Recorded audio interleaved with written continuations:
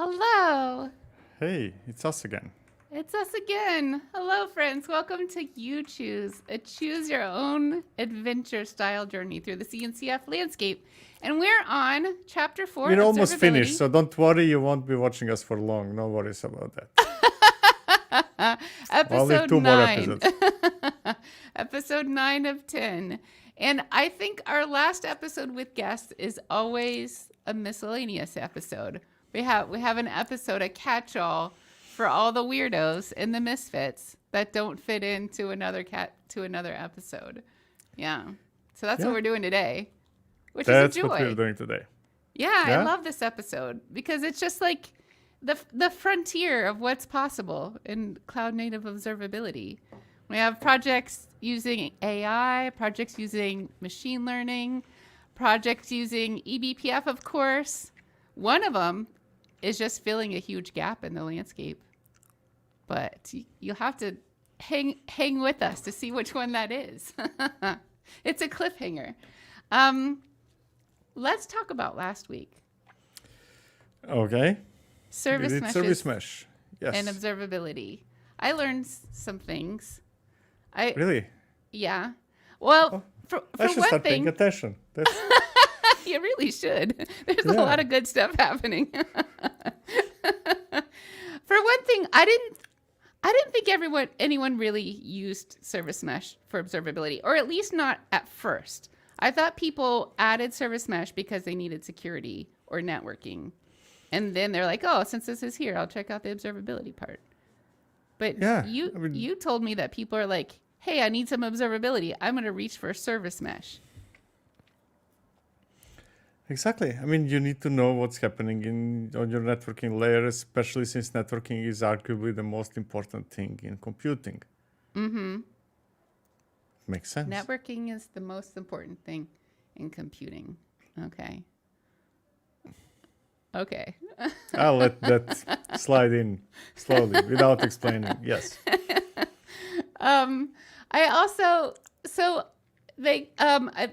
Service mesh can help collect all 3 signals: logs, metrics, and traces.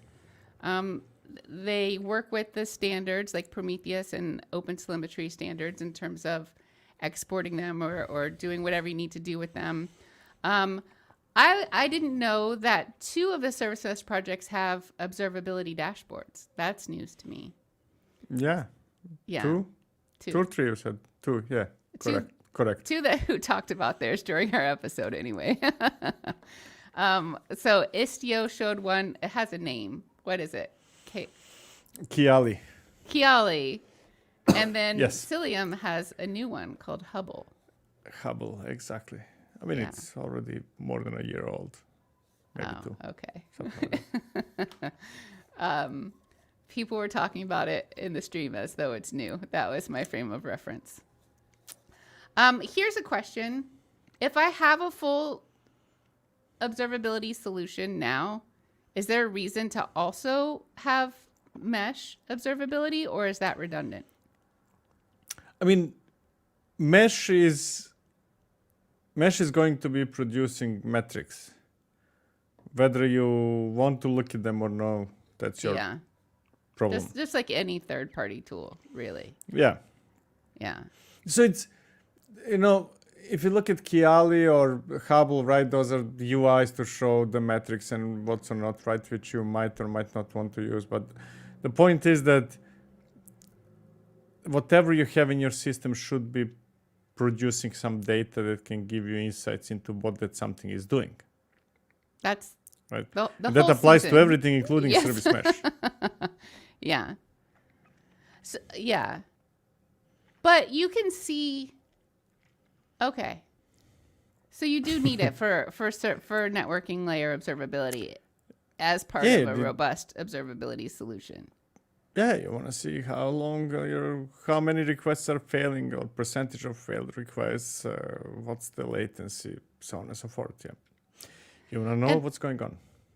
Then something I didn't understand from the episode, or didn't remember at least, is so meshes used to be like they all just meant a proxy. You have an extra container, and you're like the sidecar proxy in your pod, and that's service mesh. But now now service mesh is implemented in a bunch of different ways.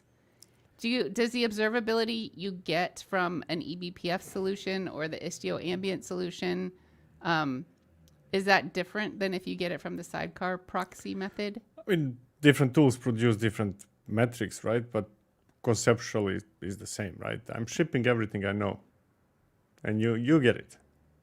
It's your problem now. Cool. Okay.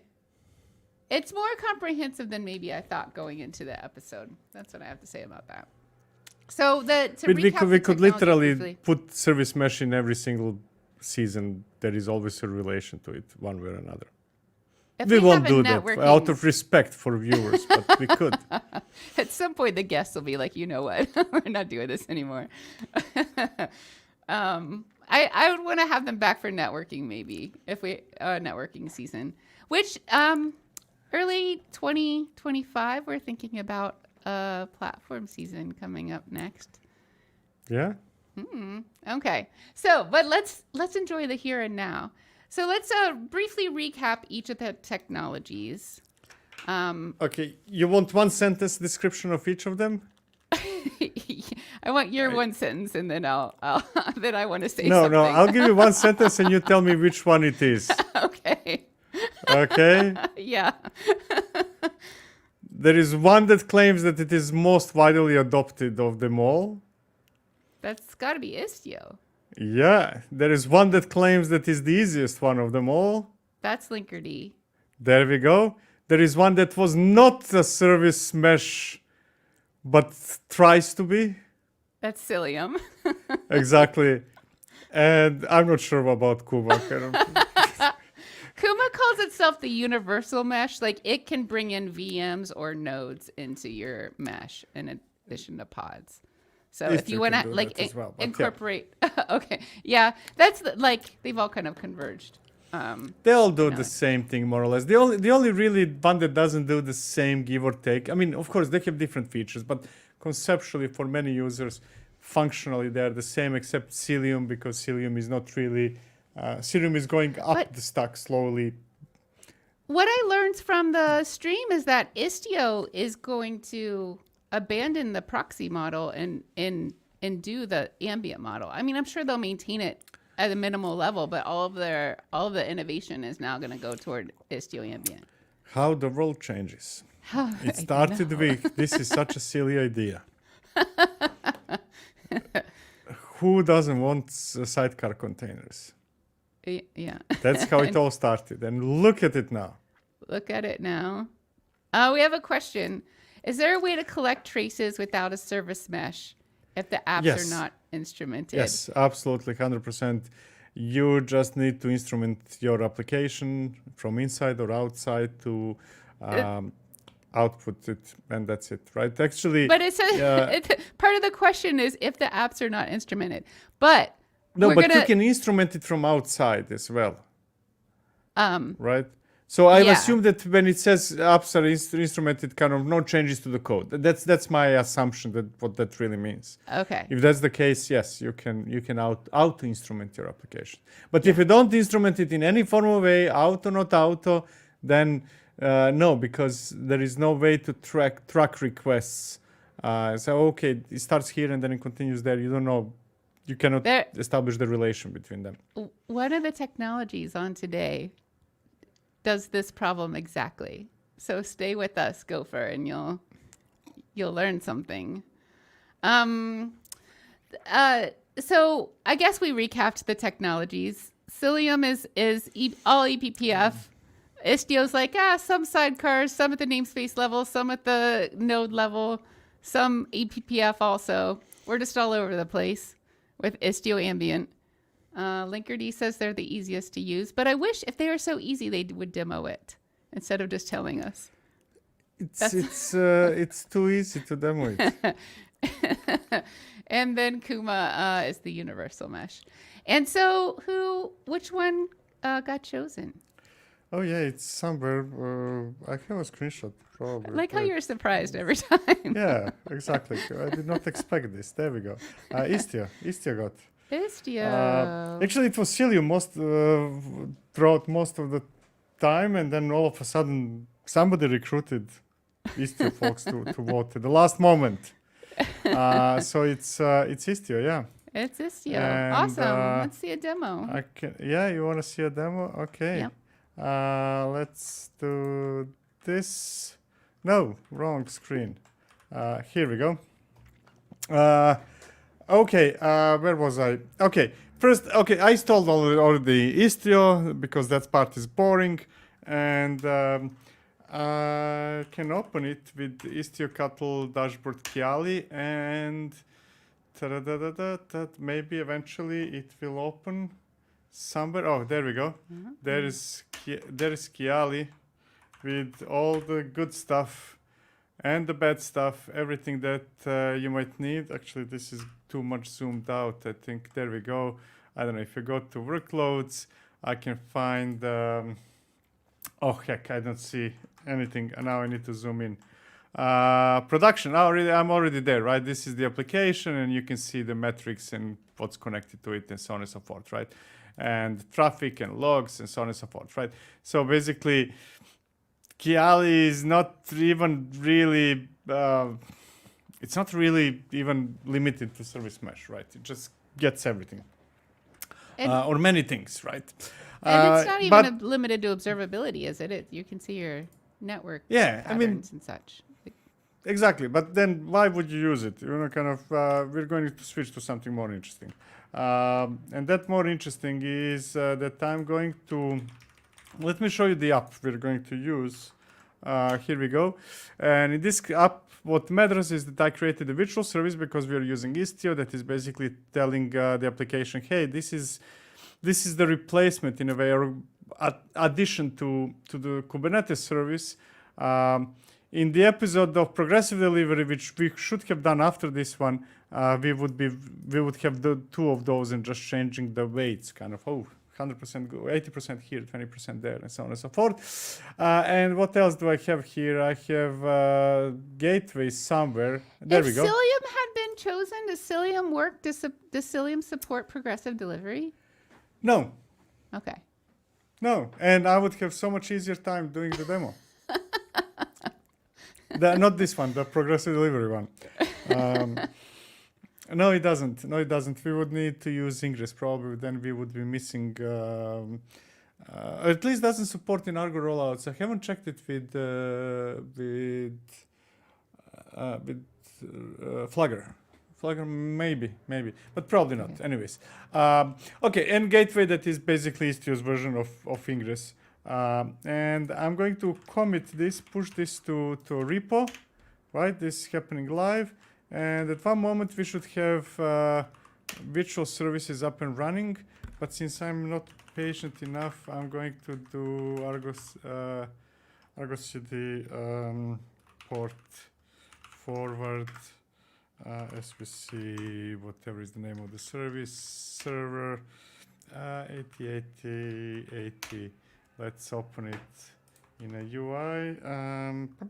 Localhost 8080. There we go.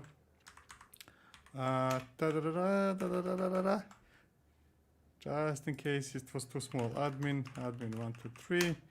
Cool. And I'm going to refresh this so that it synchronizes it right away. Okay, cool. And now we should see my changes being deployed. Maybe not. There we go. Okay, brilliant. Let's move this away. Okay, so where was I? Okay, and I'm going to generate some traffic, a bit of traffic. Let's do this. Zelige, cool, new pen. I'm going to generate some traffic here. 5 minutes, just bombing the application. Let me see whether this is working. 200 statuses. Yes, it's working. Okay, and if I open Prometheus,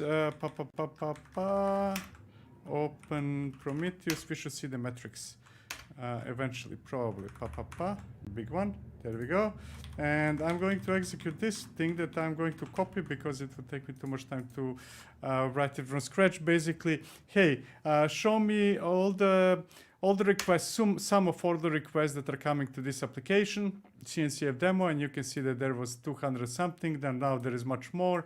So those are all the requests, and then we have a bunch of metrics. We can do funky stuff. I'm intentionally going to show you this one. Oh, why did I close it? I don't know. I'm going to execute this one, and the reason why I'm executing this one is because this is the total number of requests that are not 500 range and 400 range, meaning total number of all good requests divided by the total number of requests, and that gives you percentage, like in this case 1, meaning 100%. And that is the query that we used in progressive delivery the other day, and it comes from Istiometrics, right? That basically we were using this to decide whether to move forward or roll back. And the last thing I'm going to show is here. I'm going to open Grafana, and then you can use Kiali, of course, but you can also do something like, where is it? Dashboards, right? You can import a dashboard, and you can say, hey, I already spent some time with it. I know that the ID is this one. There are probably around 10 different dashboards for the community. This is one of them. Import, and voila. I don't know why that is showing that, but namespace unknown. This is not correct. Look at this, production. You just said voila. Voila. Exactly. There we go. But you see this tiny thing? This is because I just started bombing it with the requests, right? But this is now because it's only 1 minute, but you can see that it starts showing things, and there's a lot of colors and numbers, and it's beautiful, right? Thank you very much. That's it. That's my demo. That was amazing. Thank you so much, Victor. You're so nice, but it wasn't. Okay, I'll take it. I'm trying to unshare your screen, but I got you. There we go. So now we have the misfits. It's almost time to introduce them. What should we be thinking about when we're looking at misfits? All right. I wonder how they feel about being called misfits. The miscellaneous category, the weirdos. We should have found one of the songs from the band Misfits to play when they're appearing on a screen. People who cannot be. Those are projects that cannot be categorized. They cannot be put in a box. They don't belong anywhere. That's it. The world doesn't understand them. They're the goth project. They're all going to have heavy black eye makeup on. No one gets me. It is fun to pay attention to be because it really is AI, ML, WASM. There's eBPF, how all of these technologies are being used to push the envelope in different areas. So that's a fun thing to pay attention to. Yeah. And then also they're all sandbox projects, so I'm sure they would all love contributions and volunteers and help. So if you are someone who has some extra time to share, you could look at the projects through that lens. And Victor, I have a question for you. Just when I lost interest in what you're saying and started working on something else, you interrupt me. That's no not accident, nice. Victor. That's no coincidence. Okay. I brought you back to me. So we have a You Choose chat on the CNCF Slack, and in that Slack channel, you wrote that one of the projects today is an imposter. What did you mean? Mm-hmm. Yeah, it should have been in one of the other categories we explored so far. Yeah. Yes. That's for the viewers to guess which one it is. Okay, I'll ask you again about it. Or whether I'm kind of completely losing my mind, which is more like this scenario, but be nice. They're not mutually exclusive either. Exactly. Cool. So I'll ask you about that again at the end. So let's meet our guests. Let's meet Dom first. Hello, Dom. Welcome. Hello, everyone. My name's Dom. Introduce yourself, please. Yeah. So my name's Dom. I'm a founder and CEO of Cosmic, a company building around CNCF Pixie. I first got started with Pixie back in my Twitter days in 2021. I was on the observability team, and I thought Pixie could solve some of our challenges. Fast forward to today, I am no longer an end user, but now a maintainer of the project for 2 years, and I'm really excited about what Pixie's capable of. Awesome. That's a super exciting story. Cool. I look forward to your presentation here soon.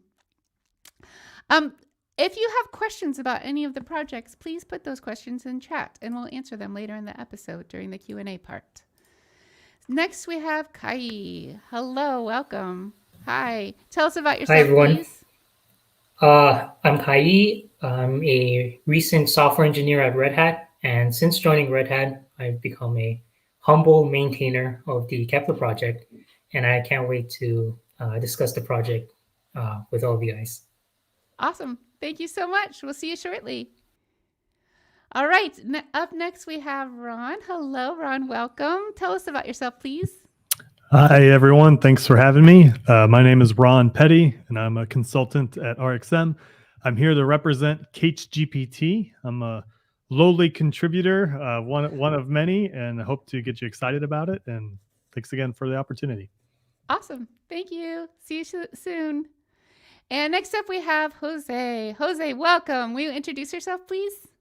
Yes, hello, I'm Jose. I'm a senior software engineer at Microsoft, and I'm one of the maintainers of Inspektor Gadget, the project I'm representing today. So excited to hear more soon. Thank you. And last but not least, we have Augustin. Welcome. Hello. Introduce yourself, please. Yeah, so I'm Augustin. I'm a principal engineer from Amadeus, and I started my open source journey by contributing to Prometheus. I created the syntax highlighter of PromQL that you can see in every UI using PromQL today. And I started Perses 3 years ago now. And yeah, I'm happy to present it later. Awesome. Thank you so much. See you soon. All right, Victor, are you ready with your timer and your gong? We're going to bring Dom up here soon. I should unmute myself. The timer is on. Yes. Put him on. 3, 2, 1, go. Hey, everyone. I'm here to show off Pixie. For those that don't know, Pixie is an eBPF-based observability tool for Kubernetes. It works by instrumenting your application on your behalf, so no code changes required. A few other important details is it's edge compute based, and so the data collector keeps the data in memory on the node it was collected. Since eBPF taps into security sensitive data sources in kernel space, it's helpful to have the data stored locally. In addition to that, observability data can be high volume, so if you don't need to centrally store it, you don't have to. And the other principle is that Pixie is scriptable, which we'll see in a little bit more detail, but the UI and all of the data aggregation is completely customizable, so you can imagine new possibilities by writing our Pixel language. Looking a bit at the architecture, so I mentioned our goal is to debug production without instrumentation. We provide resource utilization metrics like CPU, memory, and network. We have protocol tracing spans, which show you the latency and the full payload of 10 plus protocols. We also have CPU flame graphs, which help you debug hot code paths. And as I mentioned on the right here, you can see the Pixie Edge module, which is that data collector that stores the data in memory and serves it back when you go to query it through the UI, the CLI, or the API. Coming back to Pixie's scriptability, our language is called Pixel, and it's essentially valid pandas. It's built for data analysis and machine learning, and it also allows you to define your UI widgets and data processing however you want. An example of how this works, on the left-hand side, we're querying the HTTP events table, and then we're populating it with the pod and grabbing the request path and the latency. On the right-hand side is the visualization spec, where we tie that Python code to the widget. So in this case, it would show a table, each row being the request data.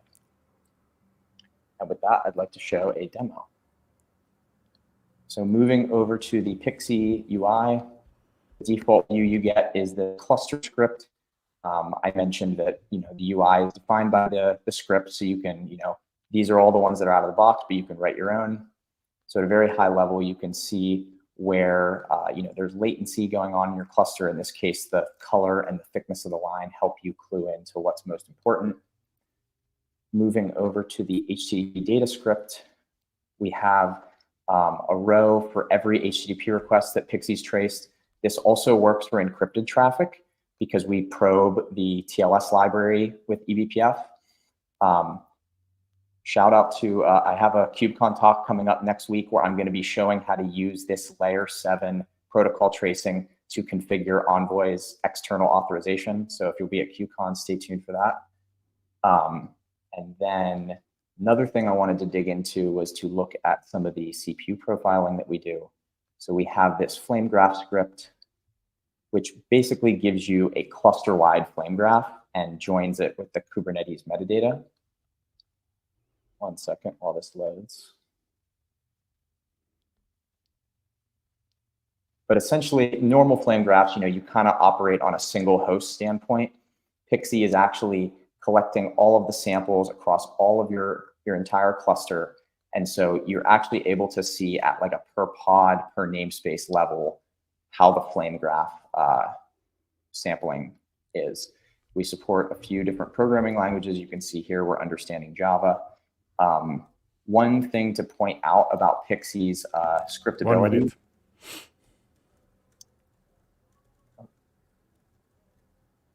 So the flame graph visualization, to showcase Pixie's ability to script, I actually wrote a new aggregation that allows you to color a flame graph in a differential fashion, so you can actually compare two pods. And so this flame graph here shows us that this pod that has a regression is calling has a mutex 13 more times over this time period than the baseline pod. Coming back to my slides,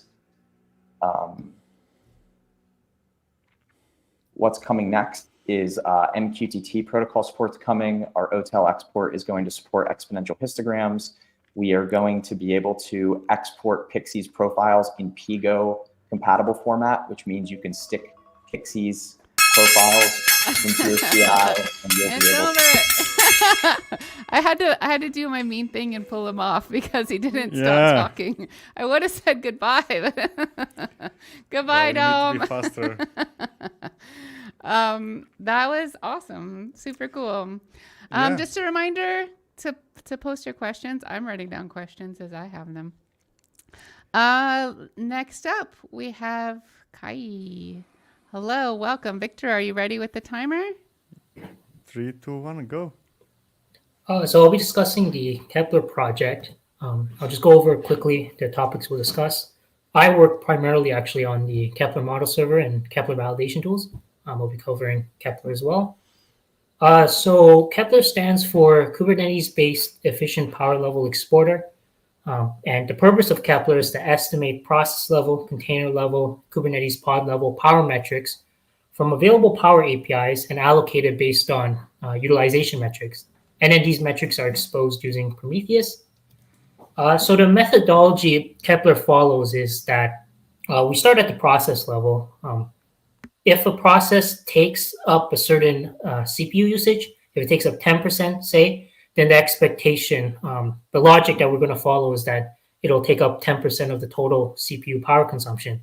And then starting at the process level, we can then aggregate upwards. So we can then go from, we can correlate from process to container and then container to pod. And then when we aggregate, we can then get container level power metrics and pod level power metrics. So the tools that Kepler makes use of is eBPF to acquire per process utilization metrics. For instance, like per process CPU type, it uses Intel RAPL for CPU DRAM power. And then it uses NVML for GPU related utilization metrics and power metrics, and then ACPI for platform power. And as I said, it starts at process and aggregates upward to containers and pods. So Kepler, if it's deployed directly on the machine, it'll operate according to the first example. It'll acquire the metrics, and then it ratios it based on CPU allocation to assign per process, per container, per pod, your power metric. But there are scenarios where these power tool APIs like RAPL are not available. One example is if it's in the virtual machine and pass-through is not enabled. In that case, strategy we use is to use trained power models to take BPF program CPU or metrics in VM, pass that through a model, and it'll produce us the package power. So there is no direct way to measure power consumption in VM at the moment, so that's why we use a Kepler model server, which contains functionality of train models, store, and inference on models, where you pass the utilization metrics to get the power metrics, and then it's passed through the ratio model to allocate to per process and per container power metrics. We have a variety of regression models. These are some of the better ones we have, and we're exploring many more. And the mean absolute percentage error we were able to calculate was somewhere around, between 19% and 25%, and we're working to decrease that as much as possible. And then finally, important question this brings up is how can we determine that the values produced by Kepler are accurate?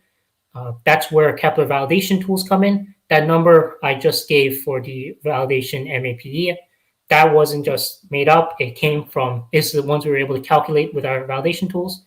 And just very briefly, at a high level, the validation tool's goal is to test Kepler's expected behavior and logic. It's to try to compare the Kepler metrics with other comparable tools like Node Exporter, Turbostat, and Scaphandr. And then it has the Kepler Metal CI, which is responsible for daily and automated Kepler deployments, and then validation, so we can acquire the validation metrics. So there's a variety of ways we deploy Kepler on Kubernetes and OpenShift. The simplest way to deploy is locally on your own machine with Docker Compose manifest. So I'll just show very quickly the Grafana. So Docker Compose, we already Docker Compose up, and it deploys Kepler, and then it deploys Prometheus and Grafana here. And for this quick demo, I'll just show the per process example. So this is the total power that we've measured. This is the per process, so we can select any process PID we want, and then we can get the package power, core power, and then this is the per process CPU time.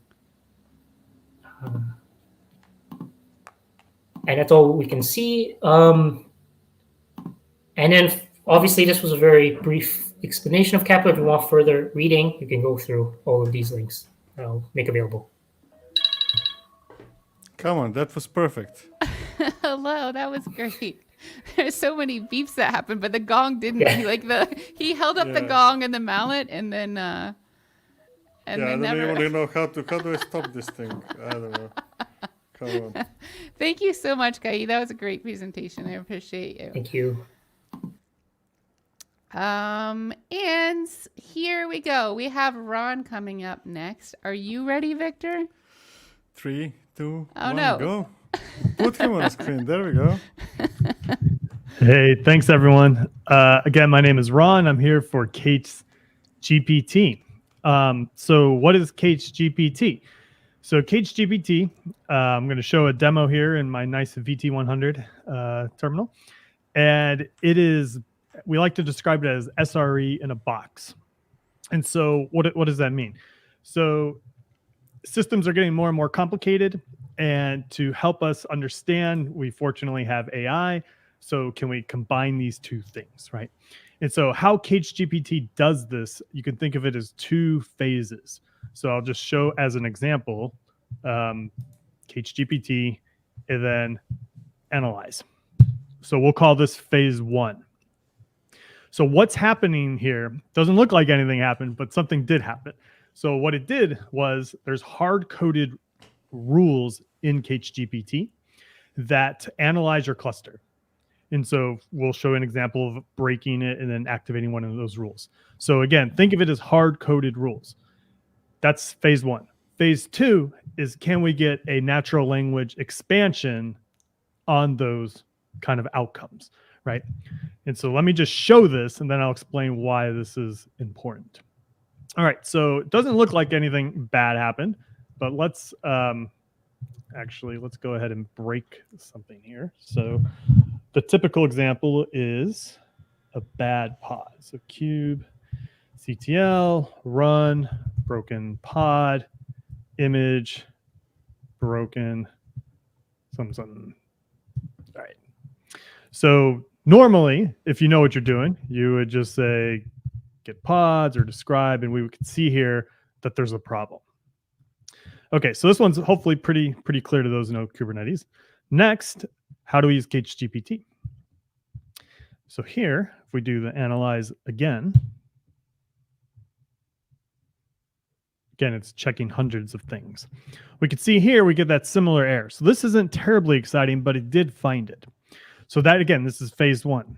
Phase two is where we actually take this information and send it to an LLM. And you can imagine this is prompted as well. And so here we can see an expansion upon what we might be able to do to solve this problem, right? So it gives us a variety of options. We can go a little further and we can make this interactive. So send that same error that it captured before, and we will get the similar response here. But now we can actually talk to the LLM. So in this case, I'll just say, explain solution number 4. Okay. We can, critique the response here. We could even say things like provide solution 4 as cube CTL commands. See what it does here. Okay, so again, we can go through all these and kind of get a feel for it. So now, what is the goal here? So all these observability systems and just our own distributed systems running on Kubernetes, which is a distributed system, which is on another cloud distributed system, right? It's turtles all the way down.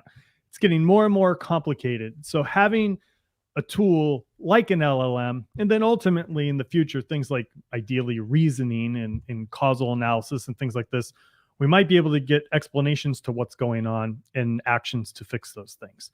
And that's exactly what k8sgpt is for. Now, how I came across it, there's many AI projects in this space. It's one of the few that actually does it as it's advertised. Phase 1, hard-coded knowledge. Phase 2, natural language expansion. There's many things that can always expand on or improve upon, but it does work as advertised, and this is why we use it. In my day job, we use it for work. We use it to show kind of the power of AI with operations. And then also as a member of the CNCF Cloud Native AI Working Group, we needed an application to actually show the use of AI in cloud native technologies. And this one is very to the point and again, works as advertised. And that's why we use it. And that's why I love it. Brilliant. Before the end of the time. Okay, no gone for you. Thank you so much, Ron. We'll see you shortly for questions. Excellent. Jose, bringing you on, friends. Go. Okay, let's go. For Inspektor Gadget, okay, what it is? Inspektor Gadget is a set of tools and a framework for data collection and system inspection on both environments, Kubernetes and also Linux hosts. And it uses eBPF as its underlay technology. So let's break this sentence. It says that Inspektor Gadget is a set of tools and also a framework. So let's go first with the framework. It is a framework because it allows you to run eBPF programs, your eBPM programs, using a set of out-of-the-box features. For instance, you will be able to run your eBPF programs in environments like Kubernetes and also in Linux hosts, and many other features out of the box that I will demonstrate later. Then it is also a set of tools because we identified a set of common issues that can be easily troubleshooted using eBPF. So, but not everybody wants to write their own eBPF code. So we created some tools that are available out of the box that you can just use it to debug your issues, taking all the advantages that eBPF provides. So let's try to demonstrate it with some demos. The first demo, I will show all some of the tools that we already provide with Inspektor Gadget. And the first one will be to trace DNS, because it is always DNS. And we will try to identify the failure request in a specific Kubernetes application. This is how it looks. So we are running the trace DNS gadget. That is capturing all the DNS requests and responses in a specific for our specific application. And in particular, we want just to filter the responses and the ones with the response code different than success. So everything that is failing. You can see one of the features I was mentioning before. You can enrich all this information, all the events you are capturing with the eBPF will be enriched with a Kubernetes environment, Kubernetes metadata, and you have here all the information of the DNS request.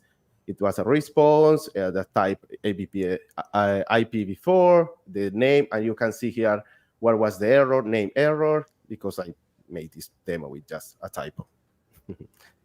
Okay, now let's try another example. We will try to monitor the most active TCP connections in a Kubernetes, this time in a specific Kubernetes node. This is how it looks. So we are running the top TCP gadget, all namespaces, but we are limited it just for a specific node, and we want to get the first 5 TCP connections that are receiving more bytes. And this is how it looks. So you start running it, and you can see that every second it will update all the TCP connections that are more active, and it will allow you to easily identify applications that are using a lot of networking resources. You see the source, destination, and also enrich it with the Kubernetes information. This is a specific pod in this namespace that is communicated with another pod in the same namespace. This is just an example for showing you the features. Let's go for another example. And it will be profile block IO latency. And this time I will go on Linux host. It is not in Kubernetes, but we will monitor a Linux host and we'll export everything to Prometheus. Here it is. So this time we have a user, we have a client and a server, and we are asking to profile the block IO latency in our system, and it is running in the background. And this information will be exported in OpenTelemetry, so it can be visualized using Prometheus, and in this case, we will use Grafana to.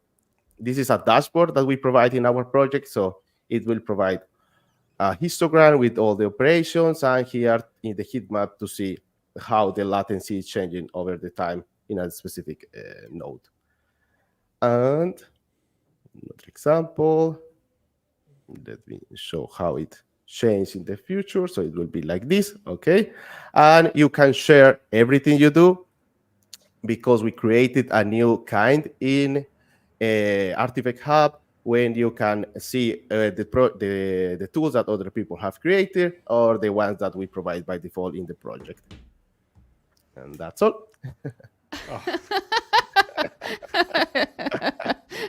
You got him while he was holding the gong. Awesome. Thank you so much. And we'll see you shortly to answer questions. And last but not least, Augustine. Let me get your hello. So I'm here to talk about Perses. Perses is a direct concurrent to Grafana. I will start like that because it's clearer for everyone. It's a concurrent to Grafana. It's here to propose a dashboard solution, a dashboard tooling in the CNCF landscape that didn't exist since now. And while the main question would be, what is the difference to Grafana? Because, well, in every demo we have, you have a Grafana dashboard everywhere. So what's the difference with Grafana? The first thing we want to provide is an open specification for dashboards that will help to the different observability vendor to provide not a vendor lock for dashboard data, a dashboard format, because well, if you look at the landscape today, if you want to provide data, observability data, now you have open telemetry that will help you to send data to the different vendors or to the different database such as Prometheus or Tempo.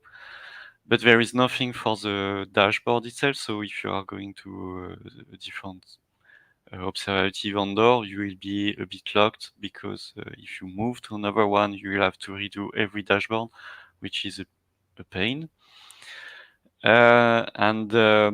If Perses is becoming super popular and adopted by every vendor, you will be able to move to a vendor to another one without changing your dashboard, which is, I think, a great thing. Perses is also more GitOps friendly, and for that we are providing a CLI that is able to validate entirely statically your dashboard. We are also providing a dashboard as code SDK in Qlang and in Golang. So now you are able to implement your dashboard using programming language. We are also providing soon, because it's not yet available, but it will be CRDs to deploy your dashboard alongside your application. I think it makes sense to deploy your dashboard alongside your application, because if you are modifying your dashboard, your application, potentially with new feature, probably you will display more metrics. You want your dashboard to be synchronized to your deployment of your new release of the application. So if you deploy your dashboard at the same time than your application, then you don't have any distribution in your observability.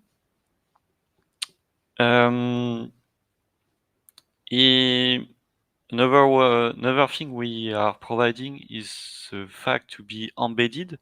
That means you don't need to install Perses on your stack. You can actually embed it in your website. And that's something that Red Hat already started in OpenShift. They are actually embedding Perses in the OpenShift console, and that will be available probably in 2025 entirely. So you will have Perses dashboard in the OpenShift console. We want also, of course, like Grafana, to display any observability data such as metrics, logs, and traces. So for the moment, we are only displaying and supporting metrics from Prometheus and traces from Tempo. And the logs will follow. It will be follow next year. So it's not yet available. And yeah, that's pretty much that's it for me, at least. Just to mention that already some company already supported Perses. They are for like Dash0, that is a vendor, observability vendor. They are supporting the Perses. You're done. Out. Kick him out. Awesome. Thank you so much. I was done anyway. I'm bringing everyone back on the screen to answer questions. Hello again. Hello again. Thanks so much for taking some time to put together the presentations. They were wonderful. I have a question. I'm going to start with Jose on this one. This is just a general question. Can you quickly talk about how eBPF works? How does it allow you to run custom code in the kernel without changing kernel source code or adding kernel modules? Okay. The kernel is, let's say that the kernel is instrumented already to be able to insert hooks. I mean, there are two main concepts in eBPF, the program and the hooks. So you define a hook, which is the moment when you want your eBPF program to be run, and the kernel is already instrumented to do that. It provides some trace points. There are hooks that you can use by default, or maybe you can hook in a whatever function, kernel function or user space function. And then in that moment, your eBPF program will be called, and you can interact with your eBPF program using eBPF maps. I think that's pretty much the way it works. Yeah, the main idea of not using kernel modules and, of course, changing the kernel code takes long time, and using kernel modules, it is because in kernel modules are not limited, doesn't have security boundaries, let's say boundaries. Instead, eBPF code, you have a specific set of instructions that you can do. The eBPF program can't be too complex, and so you are more safe with And what it you're just running. happens at the point in time when it's called, and then Exactly. it's done. Yeah, as And then it's opposed done. to changing a kernel module or kernel code, which would change how your machine works. Yeah. Exactly. Awesome. Thank you. And then this one is for Kai. It would be awesome if VMs could offer power usage APIs too. Is anyone aware of any efforts to make power APIs available on Linux or cloud VMs? Simply put, there's no one really out there making that except for Kepler. That's sort of the reason why we created the whole Kepler model server, to address the problem of this energy allocation in VMs, where a lot of these libraries like RAPL aren't available and can't be accessed. So as far as I'm aware, it's only Kepler. So you should stay tuned for the Kepler project. And do you think that there's, I would have guessed before I learned about Kepler that there's such a strong correlation between how much compute's being used and how much memory is being used. Like why is it important to use Kepler as opposed to just kind of infer that if I'm using more compute, I'm probably using more energy? So one of the big ones is that this will probably become very important in the next 5 years, decade, where the world is sort of really pushing towards being more green. They want green computing, and that's also an extension of Kepler. In the future, Kepler wants to show you also your power. How clean is it? How much CO2 emissions your electricity is using? So that's an important part. But also, it's become a requirement where, from a business perspective, you want to try and be more efficient so that you can save money, cut down your costs. And a lot of businesses, they try to, if they can find a tool that can give them very specifically what their program's using, they'll definitely be a major target for them. So Kepler will be very important in the next decade. Awesome. Thank you. And we have a question for Pixie. How did you choose, and why did you choose Python? So from the very beginning, we assessed what sort of existing query languages were in existence, and Prometheus was PromQL was the big one, but we didn't think it fit sort of the style of the data manipulation that we wanted Pixie to perform. And so while it is technically our own flavor, we thought pandas and the ecosystem really matched the type of aggregation and manipulation we wanted to do. So that's why we kind of standardize on a subset of pandas. Thank you. Ron, I have a question for you. It's about AI generally, but also it applies to k8sgpt. And I just wonder, it's more like hypothetical. Let's wax poetic here. I fear that if we take away the easy things that people do, then they're no longer building blocks to become an expert. how do you think that relates to k8sgpt? Do you think there's like, how will someone learn like Kubernetes deeply if it has a tool like k8sgpt solving the easier problems for them? Great, thoughtful question. My gut reaction is this: it won't replace anytime soon. So we'll just start with that. So one thing I find compelling about k8sgpt for junior developers, a lot of people target it for automation and things like that, right, to make their lives easier. I'm actually thinking of it a little bit of that, but also from a junior engineer point of view.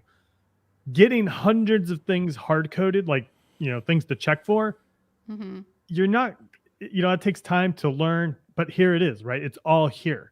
So seeing it and then getting it, an explanation about it, I actually think will help junior people learn faster, right? The notion of it being automated and just doing it, then yes, to your point, then you kind of miss out on those things. But kind of an extension to that is, I didn't make the CPU. And here we are doing Turing machine stuff on it. At some point, and I mean, I'll just say this because I'm older than everyone here. I used to. Are you sure about that? Yeah, pretty sure. I used to work at distributed computing long before Kubernetes, and we made our own distributed computing platforms and for various reasons, academics or finance and all these things. And now we're in a world where everybody's doing distributed computing. But, it wasn't that long ago, there was a world where very few people did distributed computing. And so at some point, to me, how I see it, this distributed computing issues is going to go away.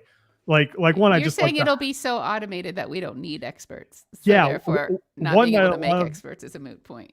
Yeah. One to highlight is MTLS or PKI. Why in the world are we all still dealing with it? We're all doing the exact same thing, every one of us. And yet here we are. Oh, my cert expired. Oh, I got to set this up. Oh, I like and it hasn't changed in decades, right? Like, why are we all still manually choosing to beat our heads? And, even with something like Istio that manages MTLS, right? You still got to do some setup, right? Like, why? Why is this not solved by now, right? Because it's the exact same problem for everyone, but yet here we are, right? So it's we'll still have jobs for the foreseeable future. Excellent. Wait. How old are you? Take a guess. 50?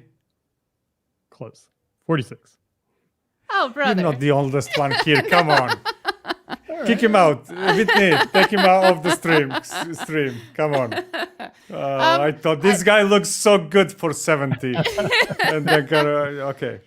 So I have a question for everyone. And it's more like, I want you to paint me a picture, succinctly. But tell me like a solid use case that a company might use like, here's a problem that a company has. Here's how my tool solved that problem. But don't take too long telling the story. Who would like to go first? Well, anyone? Okay. It will be super quick. In Amadeus, we have 5,000 dashboards to manage. And if you don't use dashboard as code, it's impossible to manage. And is that how Perses got created? Yes. Okay. Voilà.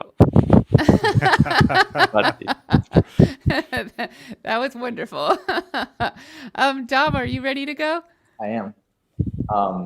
Cloud native environments today have so many different programming languages and tools. And so unless you have dedicated teams for each sort of technology that you support, you're never going to have tracing everywhere. You're never going to have metric. Like, there's always going to be gaps. And so Pixie gives you this broad baseline where it doesn't matter the language, doesn't matter if you have a service mesh, doesn't matter what else you have running. Like, we're hooked in the kernel, we're going to see all the network traffic, and we're going to give you all of the other, resource utilization, flame graphs. So it gives you like a really good broad observability base.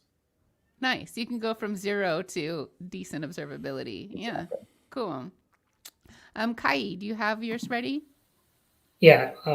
Perfect examples, whether you're on cluster or not, or when you're running a machine learning training, that's extremely energy consuming, especially now that we have things like ChatGPT, huge LLMs. It's important to keep track of how much you want to check out how much power that's using, right? So that might be of interest to companies and also to governments who are trying to push for greener computing. That makes a lot of sense. Jose. Yes, I mean, there are many awesome observability tools out there, but what if your specific use case is not covered by some of them? Maybe if you have something very specific for you and you want to customize exactly what you are measuring in the system using a tool like eBPF, technology like eBPS, as Dom said, that can be used in any system. But using Inspektor Gadget, you will be able to customize exactly what are the use case, what are the things that you are measuring, and export it to Prometheus or just debugging it at runtime. So it's the possibility to customize exactly what you are measuring. One cool thing I like about Inspektor Gadget is that it's like an eBPF package manager and orchestrator. So like, because you can use eBPF on Kubernetes, you can get eBPF across all your machines in a program that you wrote using eBPF. And I think that's a big value. Is that like the runtime for eBPF? Yes, exactly. Yeah, that's awesome. And then Ronald, what's a real life use case that you've seen k8sgpt shine in?